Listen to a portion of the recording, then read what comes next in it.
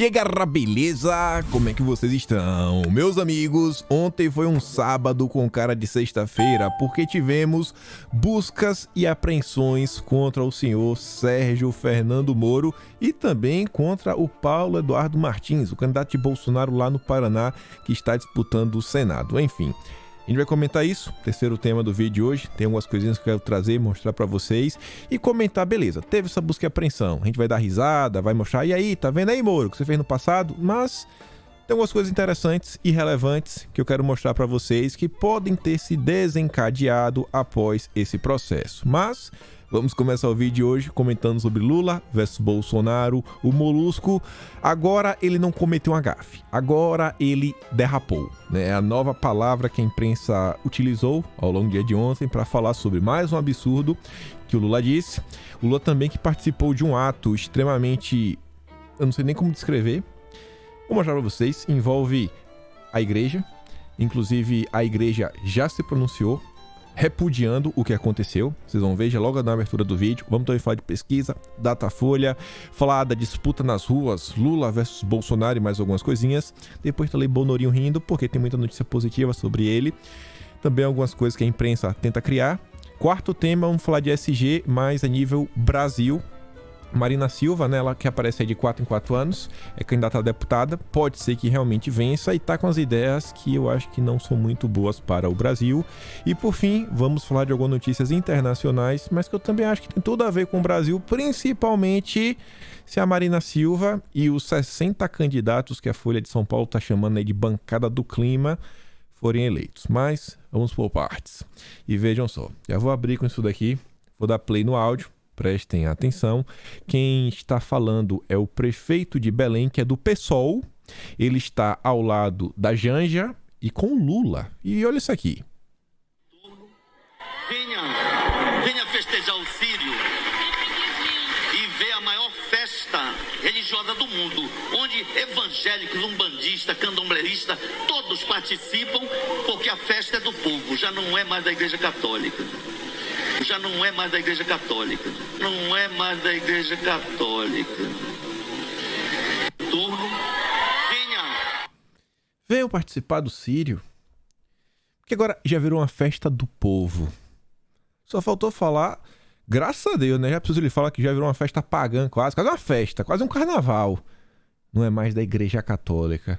Como um prefeito do PSOL tem a coragem, tem a ousadia de querer falar o que é de quê, o que é de quem. Não é mais. Como assim, rapaz? Não é mais da Igreja Católica? Logo ele, um cara do PSOL. Um cara do PSOL. Se fosse um cidadão comum, cara, se fosse o cidadão que vai na igreja no domingo e faz um comentário desse, eu até entendia. Mas o prefeito do PSOL e fazer isso daí ao lado da Janja e do Lula. Eu quero saber o que o Lula vai falar sobre isso daí. O que eu posso falar é que a Basílica do Santuário de Nazaré, em seu site oficial, soltou uma nota sobre o caso. Nota de esclarecimento sobre o uso indevido do Círio de Nazaré em manifestação pública. Tá lá, né?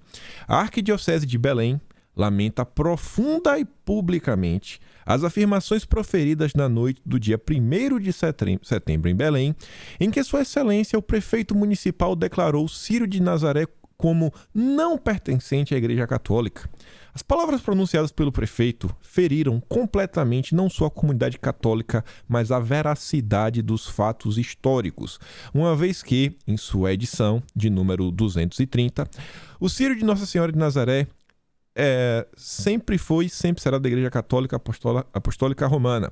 Sabemos que o Círio é tido como a maior festa religiosa do mundo, uma grandiosa manifestação de fé e devoção a Nossa Senhora de Nazaré, inclusive reconhecido como Patrimônio Cultural Imaterial pelo IPHAN e declarado Patrimônio Cultural da Humanidade pela Unesco, e como tal tem significativa influência na cultura paraense, sem deixar de ser expressão plenamente católica. Essa é a turma do Lula. Do Lula. Isso daí durante um ato político. Assim, é vergonhoso. Vergonhoso. Vergonhoso. O Lula segue calado sobre a perseguição que os cristãos estão sofrendo na Nicarágua. E agora mais essa. Mais uma, né? Vai botando na lista. Aí veja só. Sai no Metrópolis. Aliados de Lula vêm ponto positivo no Datafolha entre evangélicos. Nos bastidores, petistas comemoram a oscilação de 1 ponto. 1 ponto percentual para baixo do atual presidente da República entre evangélicos, enquanto Lula manteve os 32%. Interlocutores de Lula avaliaram que a oscilação de Bolsonaro seria o primeiro efeito colateral visível do debate da Band, no qual o presidente atacou a jornalista Vera Magalhães e a candidata do MDB, a Simone Tebet. 2 coisas. Primeiro, achar que Bolsonaro oscilou para baixo e que a Datafolha é a melhor do mundo e que a fala de Bolsonaro sobre a Vera Magalhães e a Simone Tebet é a resposta disso, é a consequência disso, assim, meu Deus, eu não quero nem acreditar que os petistas são tão inocentes. Segundo ponto é o seguinte, o PT está comemorando a queda de Bolsonaro, porque em tese, né, pelas suas falas, o PT não está comemorando que, não, o Lula, ele repudiou a perseguição contra os cristãos e por causa disso ele cresceu. Não, ele tá feliz só porque Bolsonaro perdeu. Só isso. Não tem nenhum aceno, nenhuma promessa, nenhuma proposta de campanha. Sabe assim, nada que faça com que os cristãos fiquem mais felizes e falem, não, vota no Lula, olha o que ele tá prometendo aí pras igrejas. É realmente lamentável. E aí você vê, Datafolha, 56% das pessoas, mesmo no Datafolha, afirmam que política e religião devem andar juntas. Para 60% dos entrevistados, é mais importante um candidato defender valores familiares do que ter boas propostas para a economia. Eu acho que isso é a maioria das pessoas que tem a tendência, inclusive, a ser mais de direita, né? Acho que talvez elas nem saibam. Mas, em geral, esse aqui é um posicionamento um pouco mais conservador. Colocar a vida, os valores, a família acima do Deus dinheiro. Porque isso aí é a cara do liberal, né? O dinheiro acima de tudo. Mas enfim. Avançando. Campanhas do Lula. Saiu aqui fresquinha, 5 da manhã de hoje. Tava pra fechar o vídeo, né? Eu fui lá checar o Estadão. Todos os dias, 5 da manhã, eles soltam as 3 primeiras... Normalmente são as 3 notas assim, na coluna do Estadão. Essa daqui, ó. Aliados de Lula sugerem nova campanha do desarmamento. Aliados de Lula defendem que, se ele for eleito, promova uma nova campanha. Lembrando que lá em 2004, 2005, o Lula não respeitou o referendo e já querem fazer mais uma campanha. O Lula já falou, né, que não vai ter negócio de clube, ele vai fechar, vai ter biblioteca, tem que vender livro. Que incentiva as pessoas, né, a entregar uns artefatos em troca de recompensa. O tema foi discutido em reunião dele com ex-governadores na última terça, dia 30. Wellington Dias, do PT do Piauí, disse que a ideia é repetir o número de armas recolhidas, 600 mil. A avaliação é que a flexibilização sob Bolsonaro fez aumentar também a circulação do mercado informal. E olha só o final. E que, por isso, é preciso haver busca ativa com a ajuda do Exército e da Polícia. Eu fico um pouco com medo e receio, né? Quando vem o PT e o uso da força, o uso do aparato estatal de repressão para buscar as informalidades. Eu fico com muito medo de pessoas inocentes, pessoas honestas e que seguem a lei, serem alguma vítima aí, né? De pelo menos, sei lá, um embaraço, passar um pouco de vergonha, porque o PT está em busca de combater o mercado informal. Fico com muito medo que a esquerda anda aprontando. E sobre isso tudo, a gente comentando aqui sobre as 2 pautas que Lula e Bolsonaro têm comportamentos totalmente diferentes, o Ciro Gomes expressa uma opinião que vai nessa linha. Qualquer imbecil sabe que o Lula e Bolsonaro são pessoas diferentes. No Espírito Santo, o candidato voltou a comparar o modelo econômico dos seus adversários. São completamente diferentes. O Lula, esquerda para valer, né? Foro de São Paulo, Estado gigante, moeda única, Banco Central. O Lula não gosta muito do Banco Central Independente. O Lula quer que o BNDES aí, né, dê uma ajuda pra galera. Até o Ciro Gomes sabe disso, né? Até o Ciro Gomes. Mas tem gente aí na terceira via que vinha falando sobre o bolsopetismo. Era o papinho mole do MBL, do Lando Moura. E aí, veja só. A Folha ontem soltou a matéria que é engraçada. Discurso de Lula sobre corrupção cambaleia após se ajustar a cada momento político. Cada hora, Lula tem um discurso diferente. O Lula não tem uma unidade. Ele meio que até se contradiz. Falas do ex-presidente sobre Mensalão e Petrolão oscilaram ao longo dos anos com tons diversos. Os discursos e justificativas do Lula acerca dos dois principais escândalos dos governos petistas, Mensalão e Petrolão, se ajustaram ao longo dos anos e tiveram tons diversos de acordo com o momento político. Houve uma oscilação do petista entre uma negativa mais explícita de que tenha havido desvios em seus governos, até um tom moderado de admitir problemas, sempre com a ressalva de que ele não sabia de nada, né? Que não sabia dos ilícitos que ocorriam. O Lula nunca sabia de nada. O Vilimigo diz, a evolução da mentira. Análise interessante sobre a evolução do discurso do descondenado. E ele coloca lá a nota do Folha de São Paulo. Mensalão e Lava Jato foram da negação total até admitir sem especificar onde houve corrupção. Esse é o Lula. O favorito. Aí veja só. Anteontem foi a gafe. O Lula cometeu uma gafe. Falava lá sobre mulheres e algumas coisas. Aí ontem a Folha de São Paulo vem com essa. Lula critica machismo e acena a mães e trabalhadoras após derrapar com mulheres. Tem uma derrapadinha. A Folha de São Paulo é engraçada, né? No vídeo de ontem, para quem viu, ele solta uma matéria criticando sites de direita que fingem fazer jornalismo quando, na verdade, são parciais.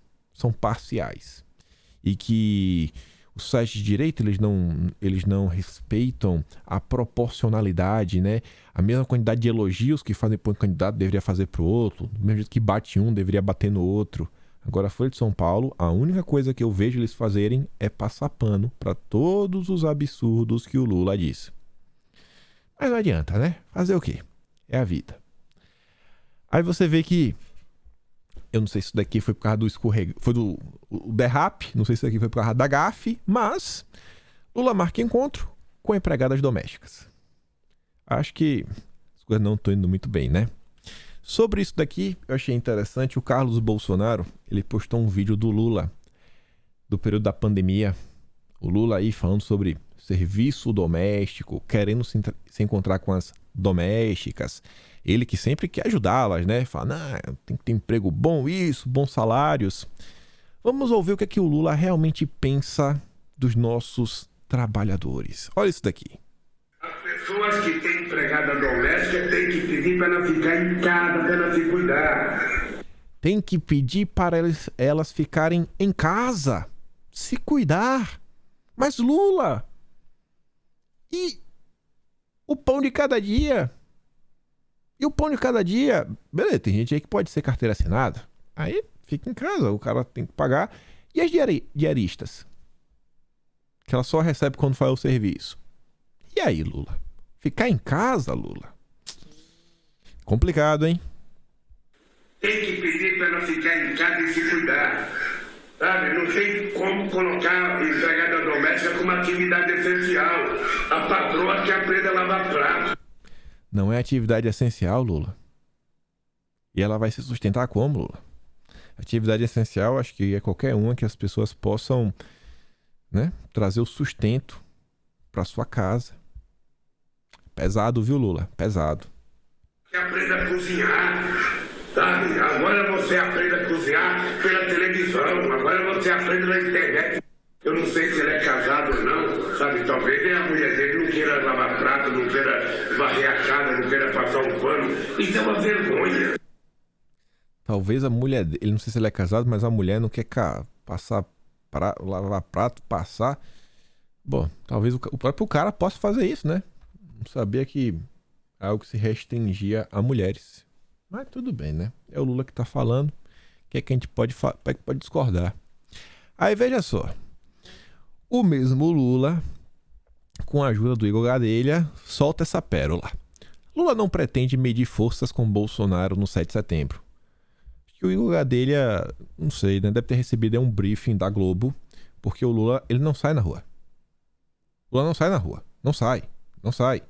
O Lula não vai para nenhum evento que não seja 100% controlado.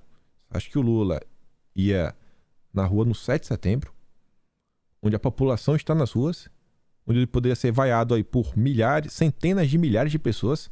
Tá de brincadeira, né?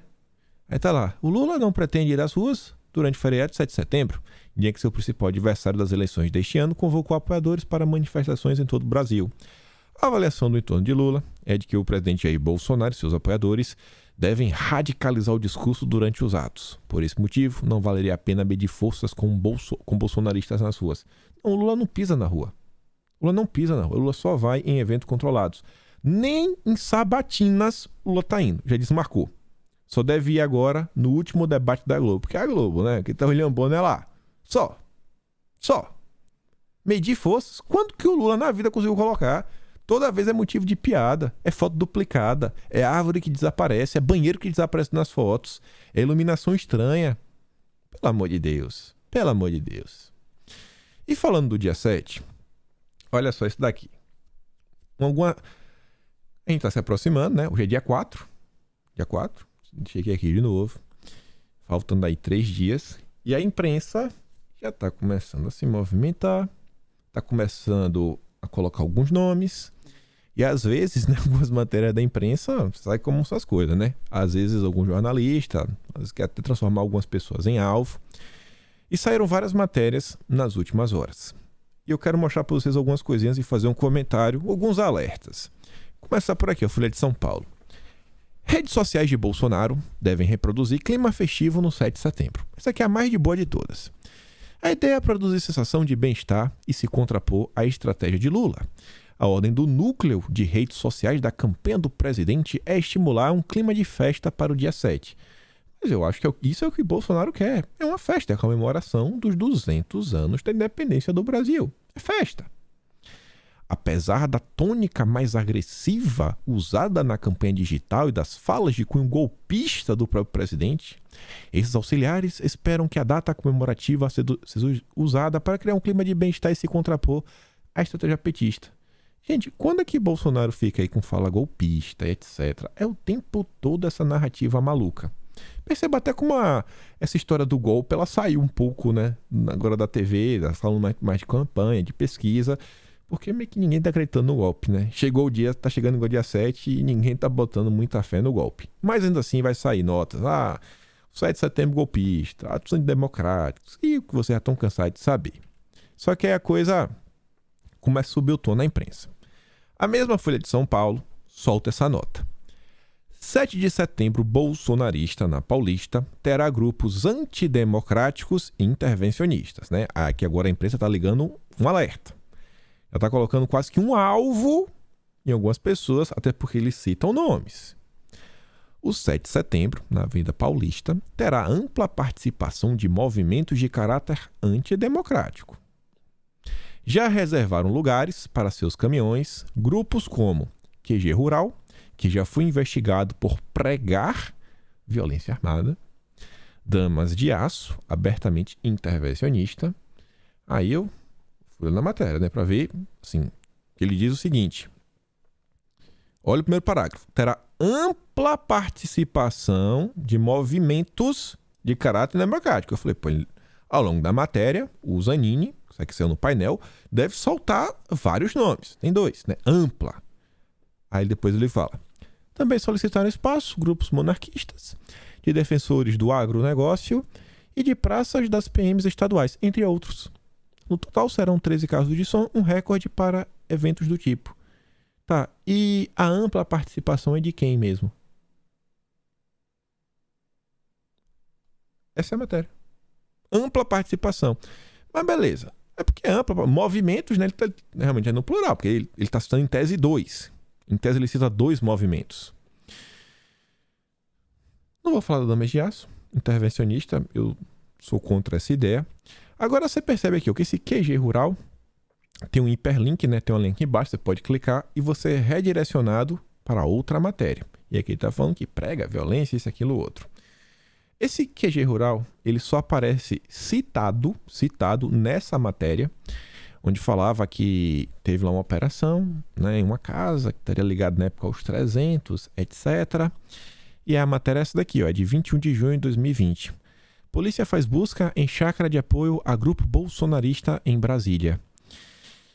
Não sei se o que o Zanin diz que é o seguinte, nessa investigação por pregar violência armada. Nessa busca, eles encontraram esse cartaz aqui, ó, armas para o cidadão de bem. Às vezes pode ser isso daqui, né? Aí encontraram uns fogos, um ursinho, algumas camisas e, sei lá, uma faca comum. Talvez seja por isso. Mas, gente, independente se for brincadeira ou não, você percebe como uma coisa já está sendo construída pela imprensa? Vocês viram, bem recentemente, algumas movimentações a nível político-jurídica que aconteceram. Aí continua. O Estadão também soltou uma nota. Isso aqui nem vou trazer o corpo da matéria. Grupos recorrem a pânico para mobilizar no WhatsApp e no Telegram, em tom alarmista. Mensagens com fake news sobre coisa aí e ataques, blá blá blá, adversários convocam para atos no dia 7. Além disso, o Globo também fez uma matéria, um levantamento muito mais bem elaborado, feito aí pelo pessoal do Novelo Data, que está na pista já tem um bom tempo aí, monitorando, catalogando a galera. Olha, eu tô na matéria, olha a manchete do Globo. YouTubers usam tom golpista e Pix para turbinar atos financiados pelo agronegócio e evangélicos. Só vou repetir para vocês uma coisa que eu já falei, né? Quanto maior o poder, maior a responsabilidade. Acho que as pessoas realmente têm que pensar um pouquinho do que elas falam. A matéria aí, eu fiz questão de esconder quem é que aparece, para não ficar parecendo nem que eu tô querendo criar caso com a galera. Mas eu tenho meu posicionamento, eu acho que isso não ajuda. Até quando você vê normalmente o que Bolsonaro fala, o que Bolsonaro prega.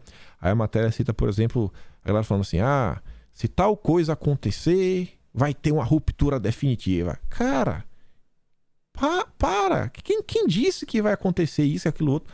Quem é tu? Tu é o quê? Tu é amigo de Bolsonaro? Foi Bolsonaro que te disse? Quem foi que te falou que isso vai acontecer? Então assim, tenta baixar um pouco o tom. Porque isso daí depois vira munição para a imprensa escrever esse tipo de matéria. Aí no final do dia, sobra para quem resolver? Sobra para o Bolsonaro. Eu acho que Bolsonaro já tem problemas demais para ele resolver. Acho que o nosso papel no máximo é apoiar Bolsonaro. Não vou convocar pato nenhum. Quem quiser ir vai. Quem não quiser ir também não vai. É da concepção de cada um. O que eu peço é o seguinte: não criem mais problemas, né? Olha o tipo de matéria que o Estadão está falando. Até grupo de WhatsApp e Telegram, eles estão dando uma olhada. E eu sempre digo para vocês, gente, foge desse tipo, né? Isso aqui, aquele outro cara, vai na boa, velho. Dá para mostrar o que está acontecendo no Brasil, dá para falar de vários assuntos sem ser nesse tom de pânico. A imprensa está fazendo a parte dela. Vocês sabem o que é que esses grupos querem tirar com isso, né?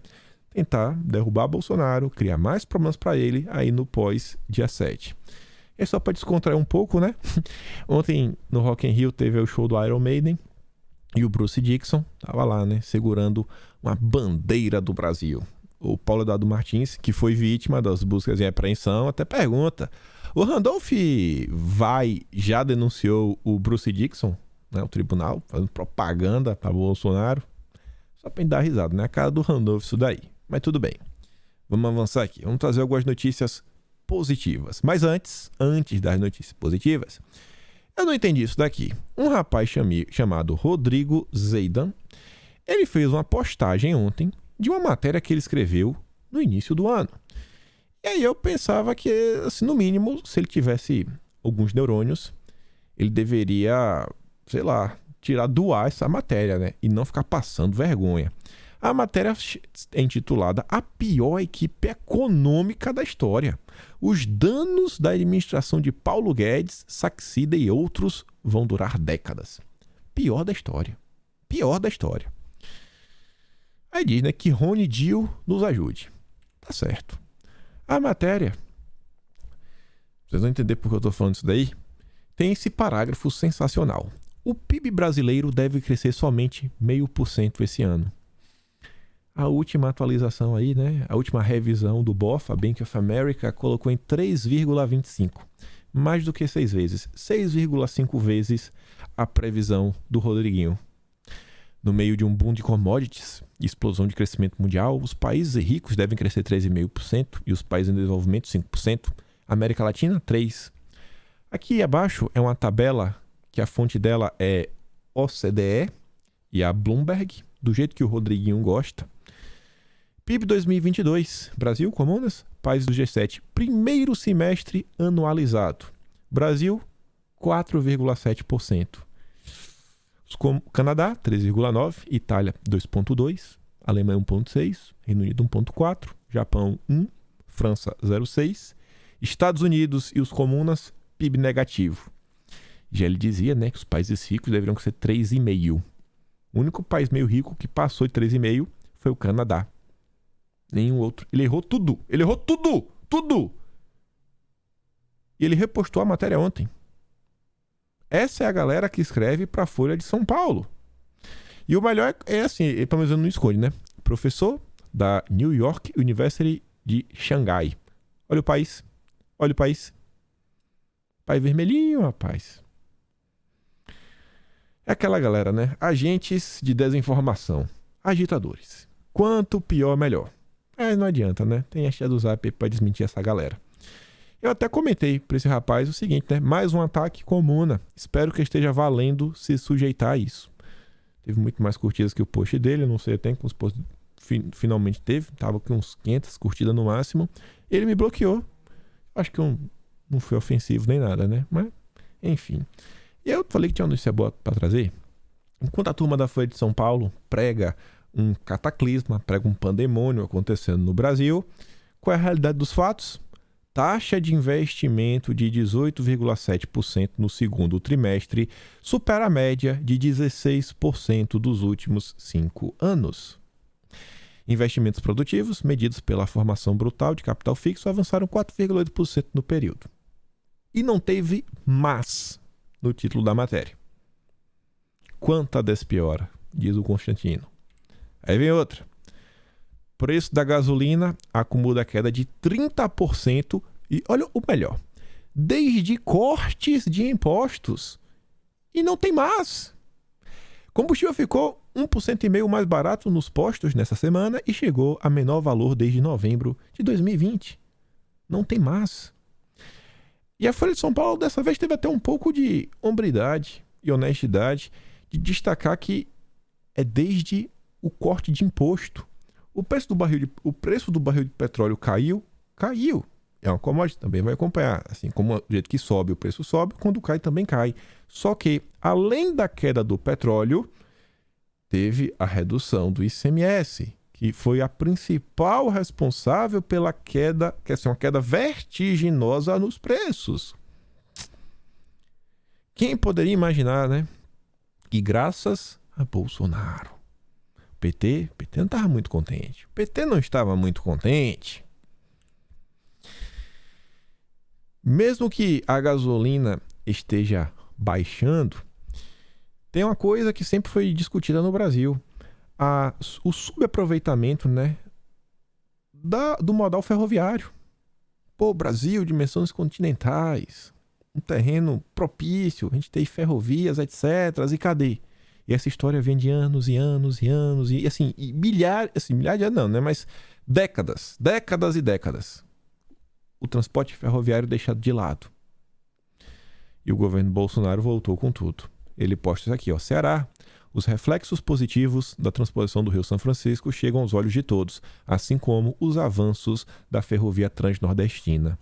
Carlos Bolsonaro diz, ó, antes que o descondenado comece a falar mal novamente do verde e amarelo, as rodovias do governo Jair Bolsonaro voltam a ser prioridade no Brasil desde 2018, após décadas de falta de investimento neste setor-chave de infraestrutura no país.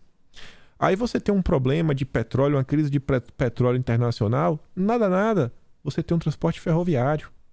Nada, o impacto no frete não vai ser tão grande. Mas isso daqui é aquela típica coisa que vai levar muito tempo, são obras longas, demoradas, que assim, você tá vendo, nem terminou ainda. Vai ficar para a próxima gestão de Bolsonaro terminar. Porque, assim, vai dar Bolsonaro. Mas você já imaginou? Você consegue imaginar esse tipo de obra acontecendo num governo Lula? O PT teve aí 13 anos para fazer isso. E o que o PT entregou? Continuando, falando em obras, o ex-ministro de Bolsonaro, agora candidato Tarcísio, foi relembrado aí pela Ellen Cantanhede e todo mundo ficou surpreso pelo que ela falou, né? O pessoal até ficou brincando. Será que a Ellen Cantanhede recebeu um aviso prévio? Será que ela recebeu um aviso prévio? Vai ser demitida da Globo e agora que ela vai ser demitida, ela resolveu falar algumas verdades? Olha o que ela disse. O Tarcísio é recorde de nota de engenharia civil no IME, né? O Instituto Militar de Engenharia. Então, eu mediei um debate dele em São Paulo. É impressionante, ele sabe tudo de cor. Ele é aquele aluno nota 10. Ele sabe tudo de São Paulo. A linha do metrô tem tantos quilômetros. De Americana para Jundiaí tem não sei quantos quilômetros e não sei quantas redes de não sei o quê. Ele é uma máquina, ele é muito, muito aplicado. E isso foi muito decisivo para que, além dele ter a força política do Bolsonaro, ele tivesse também uma indução própria na campanha. Tá vendo aí, né? Fiquei até surpreso. Eu fiquei até surpreso pelo que a Ellen Cantanhede falou. Falei, fazer o quê? Mas tudo bem. Falando do Tarcísio, eu vou chamar agora esse cara aqui de 6%. O candidato 6%, que ele não vai ter mais do que isso, tá desesperado. Ele que queria estar no lugar do Haddad, você vê claramente, que ele fica, eu não sou nem esquerda nem de direita, todo mundo que tem esse discurso é de esquerda. TRE atende pedido dos 6% e retira da internet propaganda de Tarcísio. Porque ele tá falando mal. O cara, em vez de se concentrar no PT, o cara, em vez de bater no PT, o cara tem a máquina na mão. E ele tá preocupado em quê? Ficar repetindo todo santo dia. O Tarcísio não é de São Paulo. Ele não nasceu aqui. Diversas pessoas que moram em São Paulo, construíram o estado de São Paulo, não nasceram em São Paulo. Muitas delas imigraram de outros estados. Vários eram da Bahia. Mas parece que ele não sabe, né? O 6% não sabe. Assim como também ele não sabe onde está o Dória. Para ele estar se movendo dessa forma, é porque deve estar incomodando bastante, né? É porque ele está vendo que não tem chance. Ele, ao invés de tentar tirar o Haddad, quer ficar batendo no Tarcísio. Pobre 6%. Avançando aqui, PDT pede ao TSE que impeça Bolsonaro de dizer que criou o Pix. Alguém do PL entrou com um pedido, né, para impedir que o Lula fale que foi absolvido dos crimes. Acho que é uma boa pergunta que a Yara faz. É inacreditável. Nada foi Bolsonaro. Nada de bom pode estar relacionado a Bolsonaro. É incrível. Parece que o Pix já existia desde a década de 90, né? Mas não, se falar isso daí é capaz de nem desmentir. Só não pode ser de Bolsonaro. E aí estamos falando dessas ações judiciais. Vamos agora falar dele, senhor Sérgio Fernando Moro. Mas a gente fala dele, o Paulo Eduardo Martins também foi vítima da ação aí movida pela turma do Lula. E ele fala o seguinte, o Paulo: o PT achou que os nomes dos meus suplentes não estavam em tamanho adequado em minhas peças de propaganda e na do Moro, mas o PT não viu nada de errado na propaganda do Álvaro Dias, cujos nomes dos suplentes estão quase ilegíveis. O PT não enxerga mais o Álvaro ou enxerga bem demais? Que diz aí que parece que tem que ser uma aprovação de até 30% do tamanho. E você vê que o Álvaro Dias, meu Deus, é só a linhazinha aqui embaixo, né? Só a linha. Aqui, ó, o CNPJ tá maior do que o nome dos suplentes. Tudo bem. PT poupando Álvaro Dias. E aí vem a vez do Moro. Aí veja só. Justiça Eleitoral determina a busca e apreensão na casa de Sérgio Moro. Aí a matéria lá abaixo fala do Paulo Eduardo Martins, né? Quem ganhou os holofotes mesmo foi o Moro. Notícia de ontem. Decisão liminar também ordenou remoção de postagens nas redes sociais e vídeo do canal do candidato. A juíza auxiliar, Melissa de Azevedo Olivas, do TRE do Paraná, tomou a decisão acatando o argumento de advogados da Federação Brasil da Esperança. Esperança de dias piores, né? Só pode. Organização política formada pelo PT, PCdoB e Partido Verde. De que diversos materiais impressos das redes sociais, da propaganda na TV da campanha de Moro violam a legislação eleitoral. O argumento é o de que os nomes dos suplentes do candidato estão em tamanho inferior ao exigido pela lei. A justiça determinou a remoção de 91 links da campanha de Moro, sendo a maior parte deles no Instagram, 37, 38 no Facebook. Ordenou também a exclusão de 10 vídeos do canal do Moro no YouTube, inclusive aqueles com críticas ao Molusco. Sobre o ocorrido, Sérgio Moro veio às redes sociais. Primeiro ele solta essa pérola. Hoje o PT mostrou a democracia que pretende instaurar no país. O Moro estava calado, né, esses anos todos. Calado. Agora ele vem espantado com o que o PT vai fazer. Todo mundo sabia que Moro estava em busca de um foro privilegiado. Agora ele entendeu que ele realmente precisa de um foro privilegiado. Se precisa, hein, Moro? Promovendo uma diligência abusiva em minha residência e sensacionalismo na divulgação da matéria. Eu vivi para ver o Moro falando de sensacionalismo. O Moro, o irmão de alma do Diogo Mainardi, do antagonista,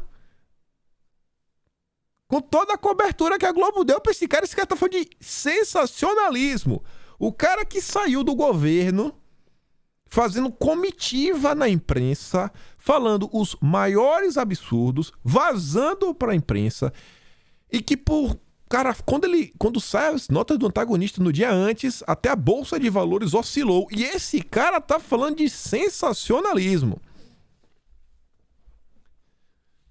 O Moro, mas tudo bem. Qual o crime? Imprimir santinhos com letras dos nomes dos suplentes supostamente menores do que o devido. Nada comparável aos bilhões de reais roubados durante os governos do PT e do Lula. Não me intimidarão, mas repudio a tentativa grotesca de me difamar e difamar minha família. No dos outros é refresco, né, Moro? Aí, olha só, ele também fez gravou um vídeo, camisa polo, cara de cansado, nem penteou o cabelo direito. Parece que tá faltando dinheiro até pra cortar o cabelo. O Brasil inteiro está indignado. Não. Tá não, Moro. Tá não. Tem muita gente comemorando. Por mais absurdo que seja, por mais que eu discorde do PT, lá dentro tem assim, um sentimentozinho de alegria. O pessoal não tá assim indignado, não. O pessoal tá assim. O pessoal discorda, mas indignado não estão. A retaliação do PT e do sistema da velha política foi sentida pela minha filha. Ah, foi, né, Moro? Quando é a família dos outros, você não tá nem aí. Hoje de manhã em Curitiba, está clara a preocupação com o fraco desempenho do Lula e seus aliados. A corrupção é a pauta da eleição. Não é não. Não é a corrupção. O santinho do Moro, não. A pauta da corrupção é o futuro do país. É os cristãos terem sua liberdade. Sabe, não serem perseguidos. É salvar vidas no ventre. Desde a concepção. Essa é a pauta. É garantir que não vão retirar ferramentas, precisam poder se defender. É garantir a propriedade privada. É garantir a continuação de inúmeras obras. Não é corrupção. Fica quieto. Aí eu quero relembrar algumas coisas. A Rosângela, a mulher do Moro, assinou a carta do Lula. A cartinha da democracia, que era do Lula, que até o ex-ministro Marco Aurélio de Mello, em entrevista para a CNN, falou com todas as letras que ele se arrepende. Ele falou, cara, como é que ele até brincando no final? Se eu morresse de arrependimento, eu estaria morto. Ele até uma metáfora dessa, estaria morto tão arrependido que ele estava. Que se tornou um ato político para ajudar um candidato, que é o Lula. Tava lá Rosângela, assinando o manifesto. O senhor Sérgio Moro, quero relembrar algumas coisas antes de fazer um comentário. No dia 12 de março de 2021, quando o Molusco foi descondenado, o Moro veio às redes sociais para criticar o PT, para criticar o Lula, para dizer que estava indignado. Não. O Moro veio às redes falar: repudio ofensas e ataques pessoais contra o ministro do caso, magistrado técnico, atuação destacada na operação. Qualquer discordância, viu, Moro? Deve ser objeto de recurso, não de perseguição. Você tá aí chorando na rede social, cala a boca. Entre com recurso. Pare de chorar. É o seu conselho para você mesmo. E o Moro, que tá aí falando de perseguição, que não vai ser intimidado, No dia 20 de janeiro deste ano, como lhe falta coragem, Bolsonaro terceirizou seus ataques a mim. Mandou um produtor de fake news do outro lado do mundo preparar um vídeo cheio de mentiras e teoria da conspiração. Bolsonaro já é covarde na Austrália. Queria me perseguir. A sorte dele que eu tô aqui, né? O que aconteceria comigo, né? Acordar com a boca cheia de formiga. Aí agora tá aí. Não vou ser intimidado. É um absurdo o Moro falar de intimidação e perseguição. Na época, o Constantino fala, acusação grave, você tem provas que Bolsonaro mandou Kim Paim preparar o material ou está sendo só leviano como seus colegas oportunistas do MBL? Aí o Cláudio Dantas, eu apostaria no Tacla Duran ou Dario Messer. Tá bom. Sentiu. Isso aqui foi na época. Essa é a turma. Ainda o Maynard escrevia a nota, como mostramos, um carluxista que mora na Austrália gravou um vídeo caluniando o Moro e o nosso site usando as mensagens roubadas da Lava Jato. Não, eu usei inclusive as próprias matérias do antagonista. Meu bonitões. Então aqui só para lembrar. Isso aqui foi lá no período de 20 de janeiro. Mas tirando essa parte, e trazer alguns pontos mais. Se lembra quando o Moro saiu do governo? O Moro fez questão de postar um print numa conversa de Bolsonaro, onde Bolsonaro falou o seguinte, mais um motivo para troca. O motivo que Bolsonaro aponta que ele quer trocar não é porque tinha uma operação contra bolsonaristas. Não era por causa disso. A indignação de Bolsonaro era o vazamento para a imprensa. Bolsonaro achava o seguinte, se tem investigação, beleza. Mas por que a investigação tem que vazar para a imprensa? E principalmente para o antagonista, que é o veículo que todo mundo sabe da aproximação com o senhor Sérgio Moro. Quando o Moro posta isso, no dia 27 de maio, ele ainda fala o seguinte, a Polícia Federal tem que trabalhar com autonomia, que sejam apurados os supostos crimes no Rio de Janeiro e também identificados os autores da rede de fake news e de ofensas em massa. Esse estado de caos que o país vive só existe por causa desse cara. Esse cara. Assim, é o epicentro de tudo. Esse cara aqui, esse cara aqui é o fermento. Começou, teve várias coisas, mas esse cara aqui, ele expandiu a níveis nunca antes vistos nesse país. Tava lá. Só que aí, voltando aqui agora, deixando esse pedaço, para relembrar, o Moro, quem ele realmente é, não vota nesse cara de jeito nenhum. Nenhum. Melhor não. Tem um candidato bom para votar no Paraná, o Paulo Dado Martins. Esse é o candidato. Esse é o senador que o Paraná, pelo menos aos meus olhos, merece. Só que veja só, essa questão do Moro teve alguns efeitos interessantes. A turminha da isentosfera, como por exemplo a turma do Novo, o Paulo Ganimi, que ficava aí tocando pau na direita e Bolsonaro, né? Essas hordas, essas claques. Ele comentou isso aqui ontem. O PT pediu, né? E levou para o final. Ele falou o seguinte, olha o poder que o PT já tem sem estar no governo. Essa é a verdadeira ameaça à democracia. PT nunca mais. Opa! A turminha do voto nulo falando que PT nunca mais. A turminha do voto nulo parece que começou a repensar, né? Além do Paulo Ganimi, a Tsuki, ela fez um trabalho muito bom. Ela foi dar uma lida nas pessoas comuns. As pessoas comuns que apoiavam o Moro, são do MBL, curtem o MBL, gostam de assistir Nando Moura. E ela fala o seguinte, conversa de moristas sobre o voto nulo, né, que é o voto nulo, depois do crime do tamanho da fonte. Será que, enfim, eles sentiram o que está para acontecer? Aí entra aquela postagem do Igor Castro. É por isso que não tem como votar no PT de jeito nenhum. Que manchete cretina. Quem escreveu sabe que quase ninguém abre a matéria. Os poucos que abrirem descobrirão que o grave problema foi a proporção dos nomes e dos suplentes. E a denúncia é a da colisão do PT. Pô, mas essa questão de matérias, né, que usam uma manchete para tentar distorcer e prejudicar alguém, isso é o que acontece com o Bolsonaro o tempo inteiro. O tempo inteiro. E essa turma finge não ver. Beleza. O mesmo Igor Castro, ele compartilhou ali, bandeirinha da Ucrânia, padrão terceira via. Uma vitória de Lula significará a validação simbólica da narrativa mentirosa de vitimização do PT e demonização de Moro e da Lava Jato. Bolsonaro traiu a Lava Jato, mas a narrativa é 100% petista. A derrota de Lula significaria o oposto, que suas mentiras não foram validadas. Então, é melhor que Lula perca, né? É melhor que Bolsonaro vença, né?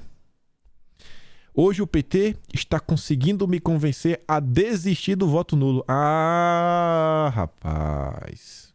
Fica cada vez mais difícil se abster de votar em qualquer coisa contra o petismo. Ah, a ficha está caindo. A ficha está caindo. Você lembra que eu falei isso daqui logo após o debate? Que para mim esse daqui foi o grande ponto, a grande vitória de Bolsonaro no debate. Foi reagrupar as pessoas que votaram nele em 2018. Se Igor pode ter... Ele tá assistindo aqui o vídeo agora. Igor, na boa, cara, você pode não gostar de mim. Você pode achar que eu tô tirando com sua cara, mas independente.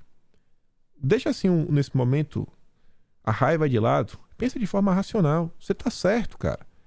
Você já parou de imaginar a volta do PT? Vocês estão de brincadeira, bicho, com essa questão de voto nulo. Vocês estão querendo na conversa do MBL. Os caras estão com a vida ganha. MBL tem um Janones, que tá fazendo a ponte pra ele lá com Lula. Todo mundo amigo. Joel Filho. Há 4 anos Lula estava preso. Lula estava preso. Repete. Você já parou para imaginar que o cara que estava preso e agora é candidato como se nada tivesse acontecendo? Ele postou isso aqui dia 1º de setembro. Aí ontem, esse mesmo cara.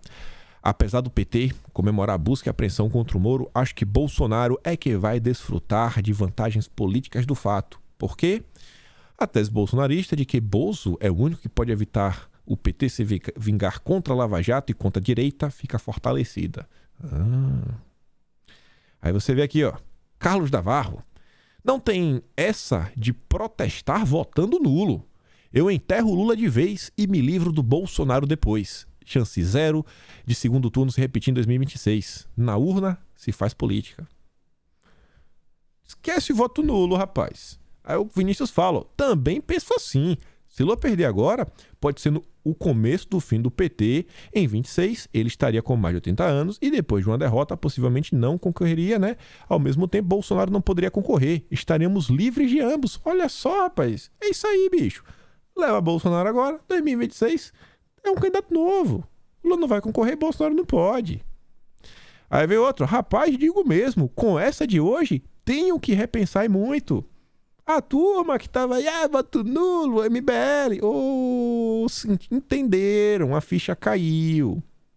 O meu também. Aliás, eu já decidi. Votarei em quem tiver mais chances de destruir o PT. Bolsonaro será questão de sobrevivência.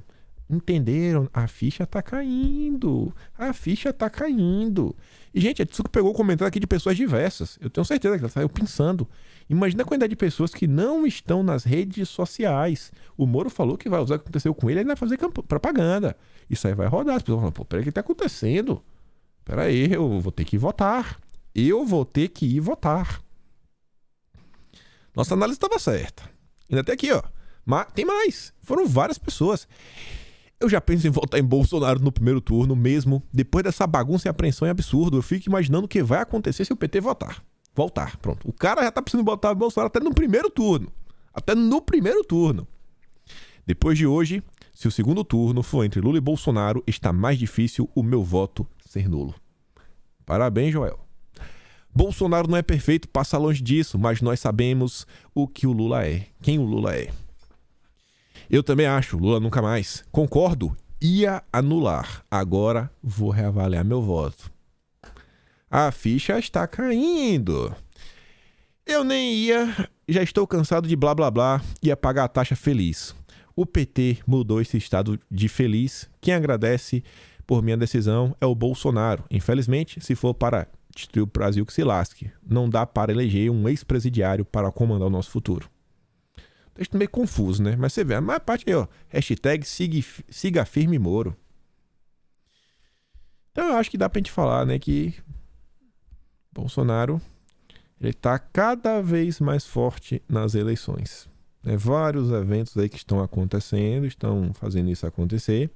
A turma do agro tá colando junto também. E aí, saindo desse assunto, pra falar de justiça ainda, eu só vou fazer um comentário rápido. Muita gente na direita tava fazendo piada. Olha aí, ó. Tá vendo aí? Vocês achavam que a censura não ia vir atrás de vocês? Isso, aquilo, outro. Tem uma turma, assim, a galera na direita às vezes tem que começar a aprender a ler algumas decisões judiciais antes de criticar e tentar entender o que é que realmente está acontecendo e o que é que a matéria realmente dizia. A matéria que foi removida do Estadão, que o pessoal comentou muito ontem, tá, dá para ler aqui, ó, tá bem feio, mas consigo ler. Dinheiro do BNDES foi parar em loja de venda de armas, uso e ilegal. Esse tá escrito, né? Com vários tracinhos. A manchete mesmo é essa aqui, ó. O dinheiro do BNDES foi parar em loja de venda de armas. Sabe o que essa matéria tá falando? Essa matéria meio que tá em um tom de perseguição contra um dono de um clube que ele contrai um empréstimo na época que era apenas um clube. A gente trouxe essa matéria. Na época eu critiquei o tom da matéria. Ele pegou, acho que foi 135 mil reais. Ele estava pagando. Esse dinheiro seria utilizado para ampliar as questões educacionais. Estava fazendo tudo bonitinho. Ele pegou esse empréstimo. E aí, depois de um tempo, ele faz uma alteração no CNPJ. Porque acho que o clube está dando certo. Deve ter tido aí novos clientes, etc. E ele expande o grupo. E o grupo também começa a vender coisas relacionadas.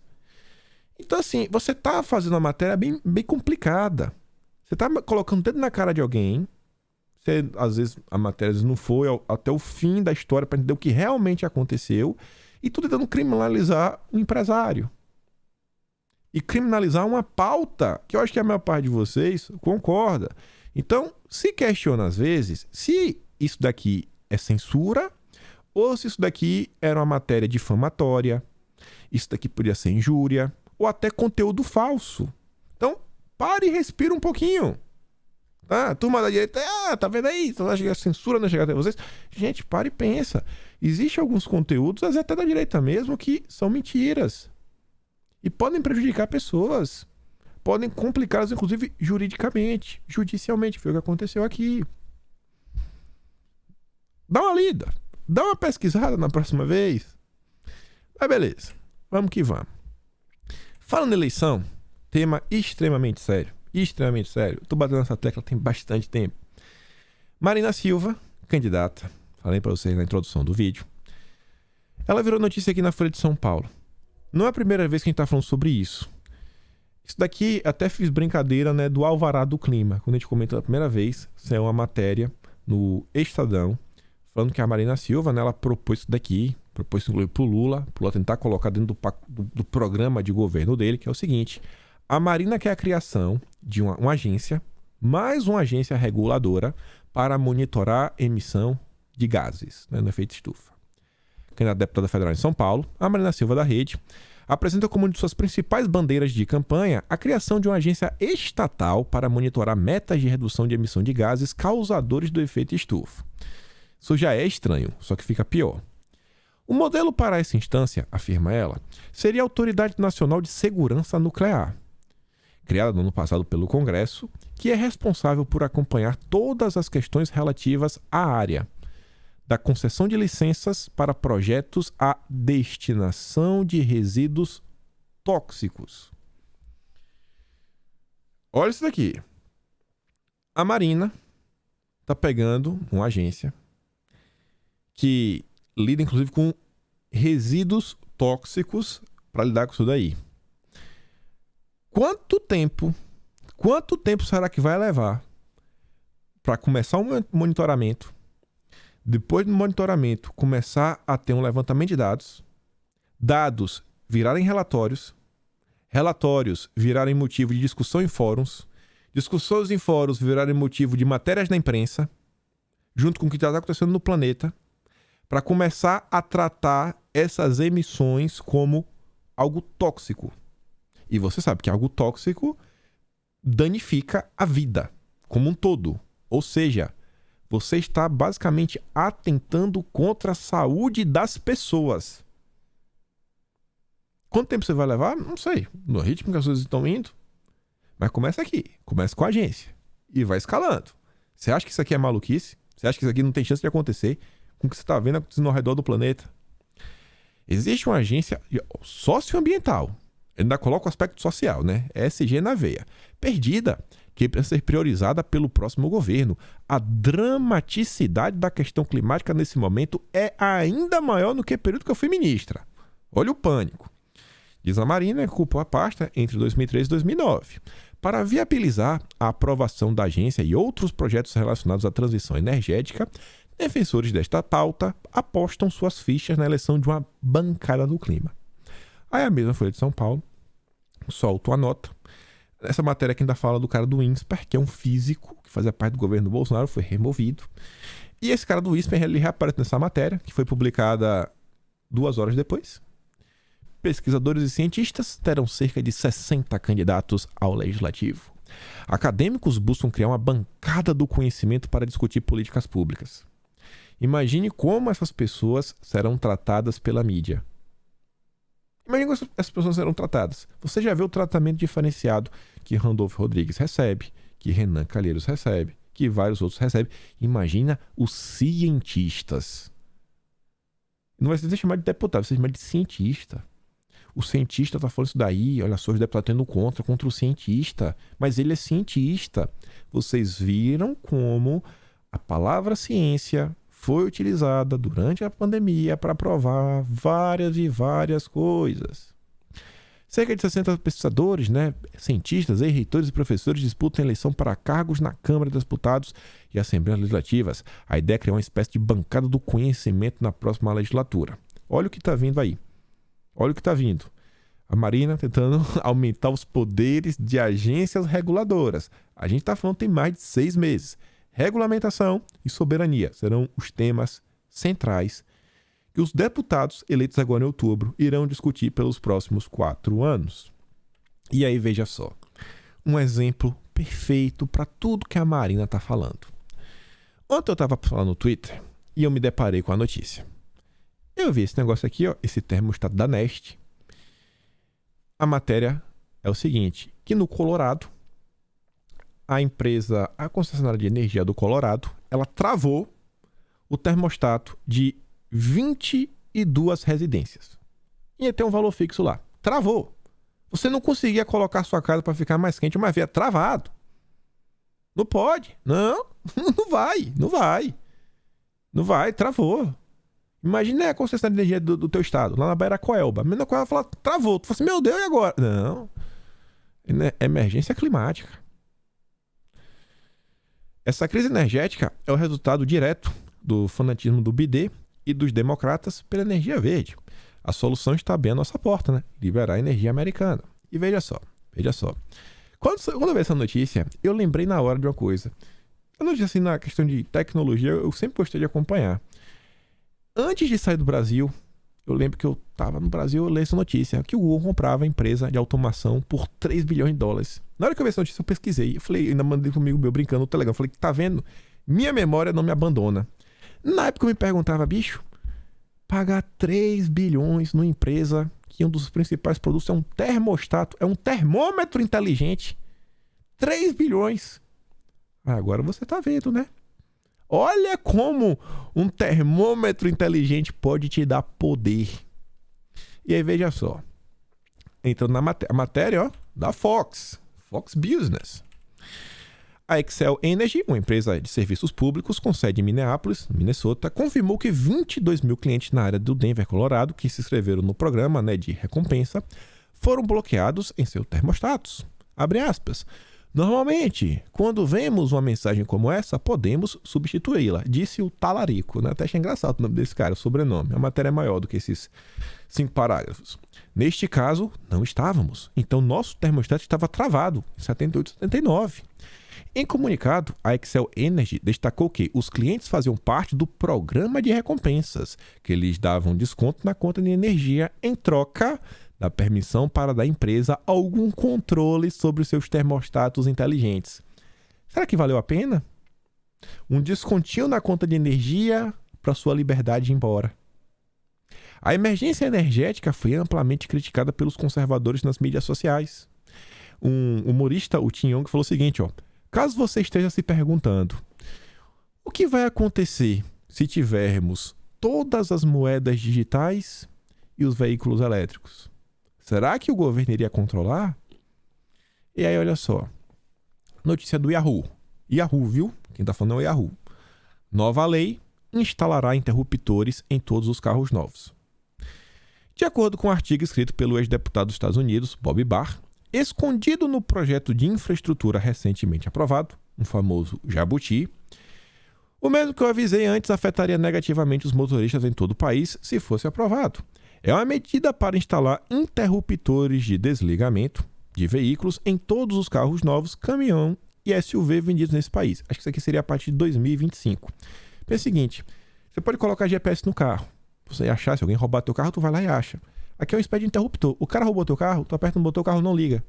Tem 5 lugares que você pode botar interruptor. Na gasolina, no sistema elétrico, isso, aquilo, outro. Separa o carro.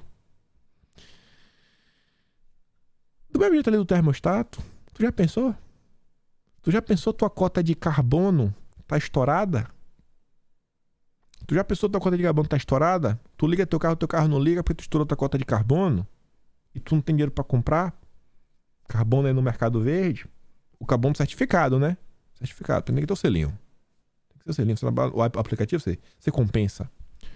Lembrando que a Mastercard tá no site oficial da Mastercard, ela está trabalhando num algoritmo, num aplicativo, uma funcionalidade extra, que ela permite calcular a sua pegada de carbono. Você vai lá no supermercado, bate o cartãozinho na máquina, aí fala, pô, ele detecta que você comprou 3 kg de carne, e aí ele bota 3 kg de carne, né? Calcula aqui a bufa do boi, pois esse boi peida demais.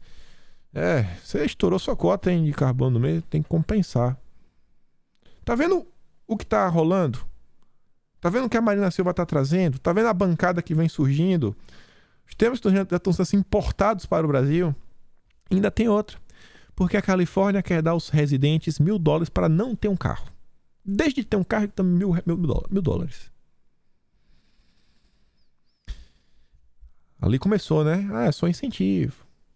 Só teve o termostato travado quem optou pela recompensa, pelo incentivo. Primeiro começa como incentivo, depois se torna obrigatório, depois se torna um grande problema. O Lula falou também, né? Ele tá pensando no crédito verde. Um crédito verde para quem seguir, né, as regras do mundo verde. Esse vai ter um crédito bonitão. Quem não for, não vai ter um crédito super bonito. Só com relação a isso daqui, eu sei que já passou de uma hora. Bem rápido. Protesto na França ontem. Se eu não me engano, esse cara aqui de azul é o chefe do Les Patriots. Seria assim, uns patriotas, né, em francês. Eu não sei como falar em francês, não sei nem o sotaque. Mas esse cara aqui é o cara lá, eu vi lá no Twitter, ele postou no vídeo, nessa manifestação. República Tcheca, também manifestação. Uma insurgência na Europa devido ao aumento dos preços de energia na comida. Tinha mais coisa também, né? Mas tinha várias coisas para falar aqui também. Que é ligada a preço de energia que está subindo, empresas fechando. Mas isso aqui eu guardo para falar amanhã. Eu pensei que tinha uma sequência maior. Enfim, fico por aqui. Vai lá no Telegram, pega os vídeos que eu dei play no vídeo de hoje. Se gosta do meu trabalho, passe na membro do canal, tem um botão de valeu, tem um Patreon aqui na descrição, mas o mais importante, 2 coisas. Traga votos para o Jair. Em segundo lugar, compartilhe esse vídeo. Teu dedo não vai cair.